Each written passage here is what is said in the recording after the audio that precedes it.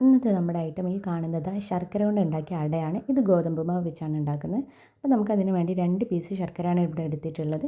പിന്നെ നമുക്കൊരു അരമുറി തേങ്ങ എടുത്തിട്ടുണ്ട്. പിന്നെ ഒരു 5ഓ 6ഓ ചെറിയുള്ളി എടുത്തിട്ടുണ്ട്. അത് നമ്മളൊന്ന് കട്ട് ചെയ്ത് ഇതുപോലെ ഇട്ടിട്ടുണ്ട്. പിന്നെ ഒരു 1/4 ടീസ്പൂൺ ചെറിയ ജീരകപ്പൊടിയാണ് ഇടുന്നത്. നമുക്കിതൊന്ന് നന്നായിട്ട് മിക്സ് ചെയ്ത് ഇതുപോലെ മാറ്റി വെക്കാം.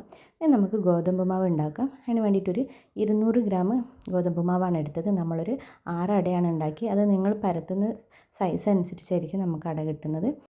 ആദ്യം ഒരു 1/4 ടീസ്പൂൺ ഉപ്പ് ചേർത്തിട്ടുണ്ട്. ഇനി നമ്മൾ തിളച്ച വെള്ളമാണ് ഒഴിക്കുന്നത്. എന്നിട്ട് ഇതുപോലെ ഒന്ന് ബോളാക്കി എടുത്തിട്ട് നമ്മൾ ചെറിയ ചെറിയ ബോളാക്കിയിട്ട് നമ്മൾ പത്തിരി പ്രസ്സിൽ വെച്ചിട്ടൊന്ന് പരത്തിയെടുത്തിട്ട് നമ്മൾ ശർക്കരയുടെ മസാല നമ്മൾ ഇതിലേക്കൊന്ന് ചേർത്ത് കൊടുക്കുകയാണ്. എന്നിട്ട് നമ്മൾ പാൻ ചൂടാക്കിയിട്ട് ജസ്റ്റ് അതിൻ്റെ മുകളിൽ ഇതുപോലെ ഒന്ന് കുക്ക് ചെയ്തെടുക്കുകയാണ്.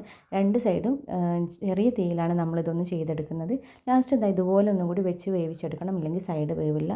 അപ്പോൾ ഇത് ഇത്രയും സിമ്പിളാണ്, പെട്ടെന്ന് ഉണ്ടാക്കാൻ കഴിയുന്ന സ്നാക്കാണ്.